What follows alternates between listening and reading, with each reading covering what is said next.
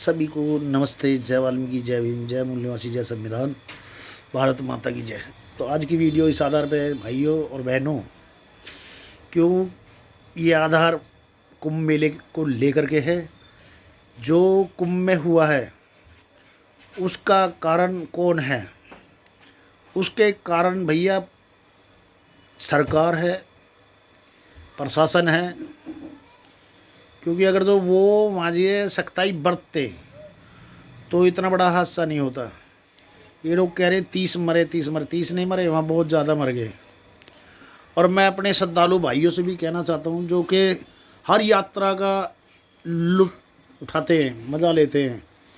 भाई ऐसा क्या रखा है जो तुम्हें अपने माँ बाप की सेवा करने से नहीं मिलता, अपने बच्चों को अच्छा पढ़ाने लिखाने से नहीं मिलता, और तुम इतनी भीड़ों में जा जा के मरते हो, गिरते हो, अपने पीछे रोने को परिवार को छोड़ जाते हो, बच्चों को, अपने माँ बापों को, हैं? तो ये कोई अच्छी बात थोड़ा ही है। बिगर आई के तुम मरने जाते हो। अब कुछ लोग उस पर कहेंगे कि इनकी आ रखी थी, यहीं मरना था ना, कुंभ में ही। कुंभ में नहीं मरना था, वो धींगा मस्ती बुला लिए तुमने मारने के लिए।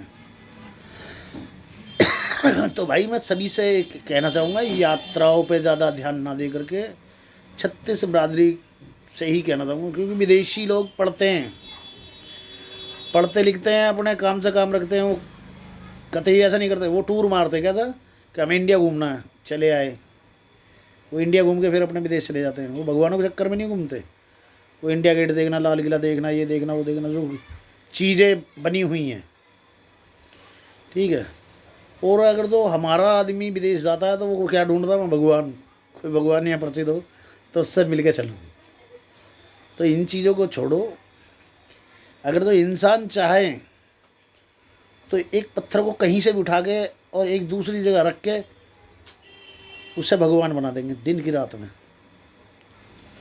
हमें कोई ऐसा भगवान बताओ जिसने इंसान बनाया हो। सब कहते हैं इंसान के उतारे हुए। हाँ भैया, इंसान भगवान के उतारे हुए हैं, पर वहाँ से आया था 2.5 इंसान, 2.5 आदमी, एक नर, एक नारी, एक किन्नर। तीसरा व्यक्ति कोई नहीं था, ना 2.25 था, ना 3 था, ना 3.5 था। और उस चीज़ को यहाँ आकर के भाई 36 बिरादरियों में नहीं, जन कितनी बिरादरियों में कन्वर्ट कर दिया। तू ये है, तू वो है, तू वो है, और सबके पीछे कुछ ना कुछ बांध दिया। तू इसकी सेवा कर, तू उसकी सेवा कर, तू फलाने की कर, तू ढिकाने की कर, सबको बिजी कर दिया यार। और एक पंडित मंदिर में बैठ के मजे ले रहा, वो उसके बच्चे एसी में रह रहे हैं, सब चीज़। आजकल सब देख रहे हैं कि भाई जो मंदिरों के पंडित हैं वो कहीं ना कहीं मीट खाते पाते हैं। कोई मुर्गा तोड़ रहा है, कोई बकरा तोड़ रहा है, कोई मच्छी खा रहा है, कोई कुछ खा रहा है, और तुम्हें भ्रम में फांस रखा है। नो, तुम ऐसा करोगे तो भगवान नाराज़ हो जाएंगे, तुम छोड़ के भाग जाएंगे। तुम गैली तीर्थ यात्राओं पे निकल लेते हो।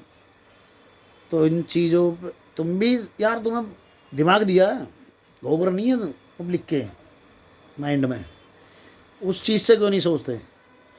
एक बात बताओ, उस कुंभ मेले में किसी अरबपति का, करोड़पति का बच्चा गया है? नहीं गया।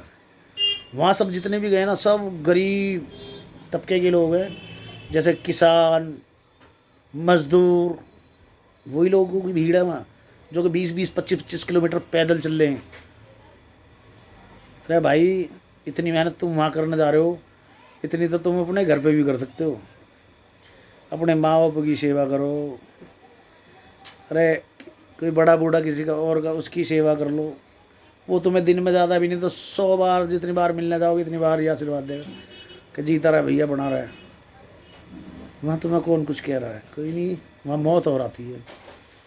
भाई मैं तो ऐसा आदमी हूँ, चाहे मुझे कोई नास्तिक कहे, हूँ मैं नास्तिक, क्योंकि मैं कहीं जाता नहीं हूँ।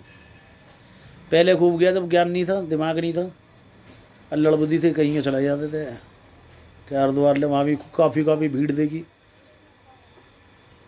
पर अब नहीं जाते। गए बस में बैठ के आ रहे हैं, पैदल पैदल, पैरों में छाले पड़ गए, ये ले वो ले, तो सबली दिल दर्द दूर। और जो नहीं जाते हैं वहाँ के, और रास्ते में जब आते रहते कांवरिया, तो मैंने देखा कि असली फल तो वो लेते हैं जो अपने घर पे रहते हैं। उनके पैर छूने, पैर दबाने, तो फल तो उन्हें मिला, तुम क्या करके आए हो? तो भाई पाखंडवाद में कुछ नहीं है, पाखंडवाद में रहोगे तो मौत मिलेगी, और अपने बच्चों को शिक्षित करने में रहोगे तो तुम्हें सुख शांति सब चीज़ मिलेगी, इज्जत भी प्राप्त होगी। एक दूसरे की इज्जत करने से भाई, अगर तो हम किसी से तमीज़ से बोलेंगे तो दूसरा भी तमीज़ से बोलेगा। वहाँ कौन बोल रहा है तुमसे? अबे तभी से और बात करते हैं, अरे इंगा घट भीड़ है वहाँ। तो भाई मेरी समझ में तो आता नहीं है। और एक चीज़ और चल रही है उस कुंभ मेले के बारे में, जो अभी भगदड़ में मरे हैं वहाँ के, जिनके कपड़े लत्ते रह गए, और उसे हमारे सफाई वाले कर्मचारी उठा रहे हैं। तो भाई उन्हें तो जो अधिकारी ऑर्डर देगा उस पर काम करते हैं।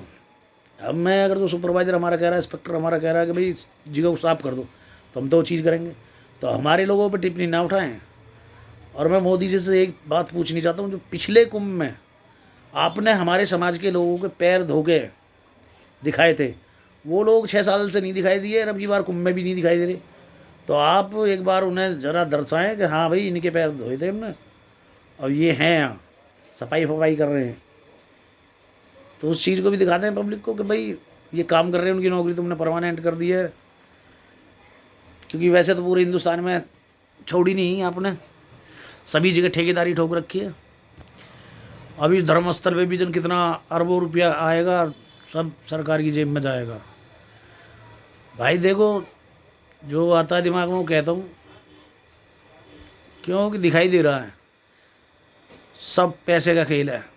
भारत में एक तो दारू बंद नहीं हो सकती, और दूसरा नंबर ये यात्राएं बंद नहीं हो सकती, क्योंकि धर्मस्थल इतना बड़ा है। पब्लिक को चूतिया बनाना, पब्लिक चूतिया बन रही है, कर्जा कर करके लो जी वहाँ चल ले फलानी जगह ढिकानी जगह। अपना क्या जा रहा है? अपना तो घर पर भाई 2 रोटी पहले भी सुकून से खाते थे, 2 रोटी अब भी सुकून से खा रहे हैं, झाड़ू मार के खा रहे हैं, पर खा सुकून से रहे। अब सभी भाइयों से ये रिक्वेस्ट है कि भाई इस वीडियो को ज़्यादा से ज़्यादा शेयर कर देना, चाहे तुम कुछ करना चाहे मत करना। जय वाल्मीकि, जय भीम, जय मुरली मसीह, जय संविधान, भारत माता की जय।